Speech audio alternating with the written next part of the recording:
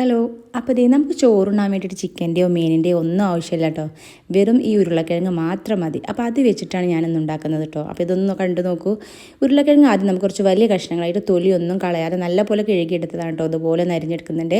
അത് നമ്മൾ പാനിലേക്ക് വെച്ച് കൊടുത്തു. അതിലേക്ക് മുളക് പൊടി, മഞ്ഞൾപ്പൊടി, ഉപ്പ്, പിന്നെ കുറച്ച് വെളിച്ചെണ്ണ ഒഴിച്ച് കൊടുക്കുന്നുണ്ട്. അതുപോലെ കുറച്ച് വെളുത്തുള്ളി ചതച്ചതും കൂടെ ചേർത്ത് കൊടുക്കുന്നുണ്ട് കേട്ടോ. ഇപ്പം ഞാൻ തീ കത്തിച്ചിട്ടില്ല. ഇതെല്ലാം ചെയ്ത് മിക്സ് ചെയ്തതിന് ശേഷമാണ് കേട്ടോ തീ കത്തിക്കുന്നത്. അപ്പോൾ ഫ്രഷ് കുറച്ച് കറിവേപ്പിലയും കൂടെ ചേർത്ത് കൊടുക്കാം. ഇനി ഇതെല്ലാം കൂടെ നല്ല പോലെ ഒന്ന് കുഴച്ചെടുക്കാം കേട്ടോ. ഇത് നല്ലപോലെ കുഴച്ചതിന് ശേഷമാണ് ഞാൻ ഇത് അടുപ്പത്ത് വെച്ച് കൊടുക്കുന്നത്. ഇനി ഇതാ ലോ ഫ്ലെയിമിൽ വെച്ചിട്ട് നമുക്ക് ചെറുതായിട്ട് കുറച്ച് നേരം ഒന്ന് ഇങ്ങനെ മറിച്ചിട്ട് കൊടുത്ത് വേവിച്ചെടുക്കാം. രണ്ട് പുറം നല്ല പോലെ ഒന്ന് മൊരിച്ചിട്ടെടുക്കാം കേട്ടോ. പിന്നെ അതേ ചോറും കൂട്ടത്തിൽ കുറച്ച് തൈരും. എന്താ ടേസ്റ്റ് എന്നറിയോ? അപ്പോൾ ഒന്ന് കഴിച്ച് നോക്കണം കേട്ടോ. ഇതെന്തായാലും ഒന്ന് മസ്റ്റ് ട്രൈ ആണ്, ഉണ്ടാക്കി നോക്കണേ.